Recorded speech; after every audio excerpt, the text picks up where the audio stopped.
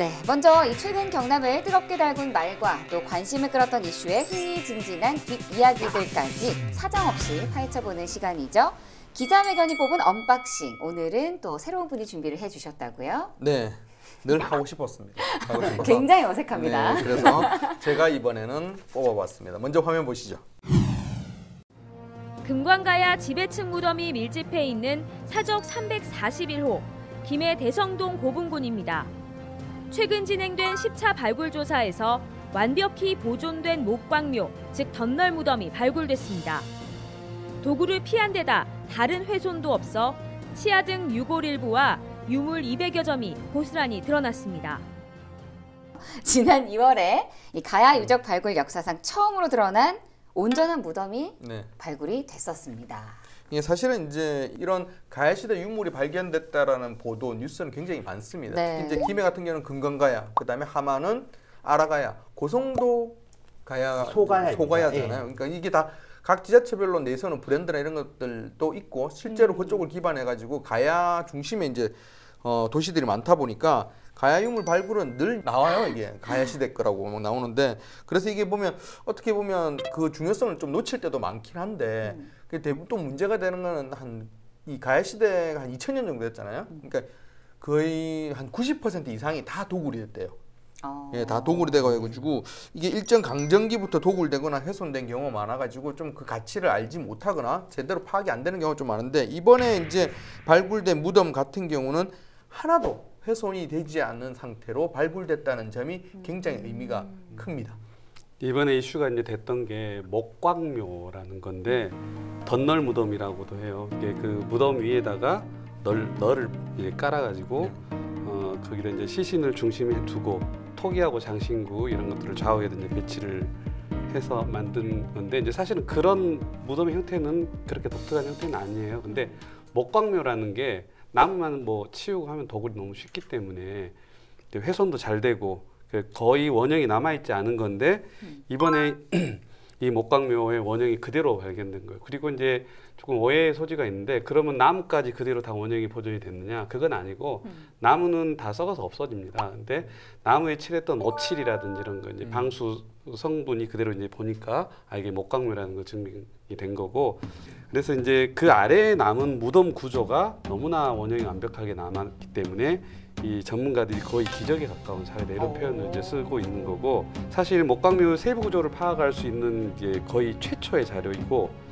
특히 이제 금관가야 목광묘를 재해석하는 이제 기준이 될 거다 이런 판단들을 하고 있는 것 같아요. 이번에 굉장히 의미가 큰 것 같은데 유물들도 엄청 많이 발견됐다고 하더라고요. 어떤 것들이 좀 발견됐는지 제가 그걸 좀 소개를 시켜드리면 이제 그 유물을 보면 그 사람의 이제 신분을 알 수 있는데, 여기에서 보면 토기, 뭐 철기, 청동기 이런 거는 이제 보통 우리가 뉴스를 접할 때도 뭐 도굴이 당했다 해도 많이 나오는 부분이 있는데, 이제 또 당시 실물 화폐로 사용된 대형 경이새가 또 40개 정도 발견이 됐다고 합니다.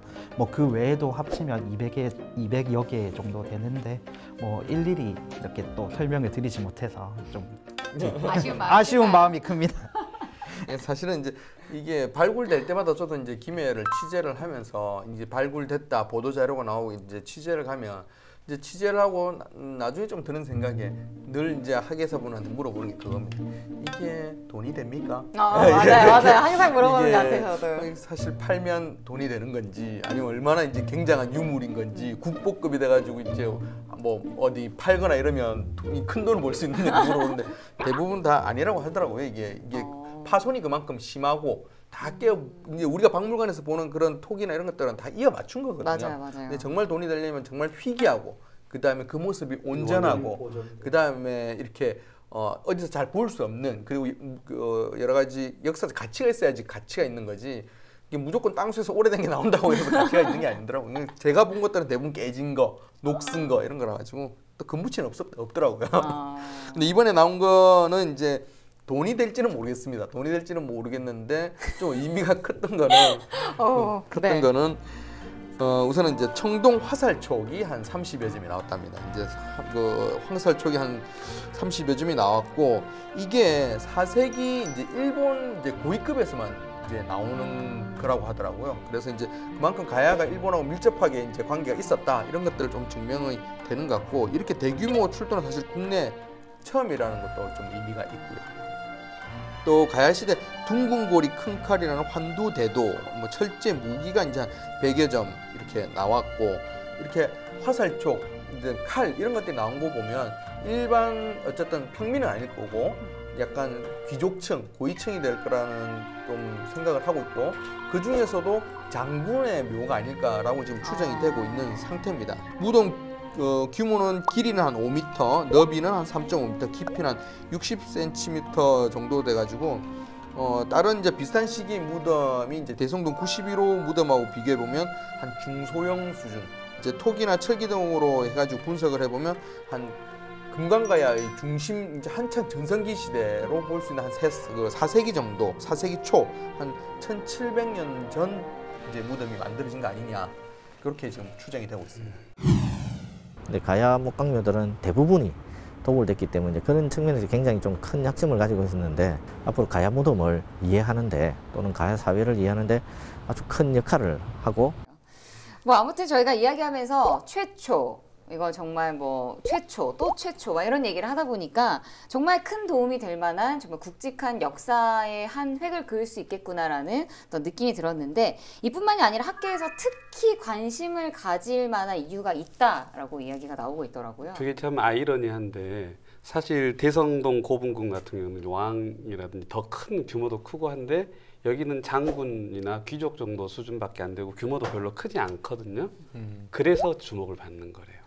너무 크지 않은데 여기서 북방 중국하고 교역을 한 흔적인 통영동기라든지 청동화살촉 그다음에 이제 청동그릇 그다음에 아까 말씀하신 일본 계열의 어떤 화살촉 이런 것도 나오고 있기 때문에 이 장군 정도 수준에서 위쪽 남쪽의 양쪽의 어떤 교역의 흔적을 다 가지고 있을 정도면 참 이 시대가 대단했구나 하는 걸 증빙할 수 있는 거라고 그러고 그다음에 그 안에 또 칠기들이 되게 많이 나왔다 그랬잖아요. 나무는 다 썩어 없어져요. 네. 그런 이제 뭐가 남냐면 칠기가 나무에 조각을 새긴 다음에 조개가루라든지 뼈가루 이런 것들하고 그 오칠, 수은주 이런 것들을 해서 이제 마무리를 하는데 그 상태들을 보니까 너무 다양한 종류의 우리가 전혀 기대하지 못했던 되게 발전된 형태의 칠기 종류들이 되게 많이 나왔고 뭐 이런 것들 때문에 지금 학자들이 되게 흥분하고 있는 것 같아요. 대외의 두각을 나타나는 그런 시기이자 체제가 굉장히 안정됐다. 다른 지역을 압도하는 여러 가지 그 부장유물, 다른 무구류 이런 것을 보였다는 점에서 굉장히 의의가 깊습니다.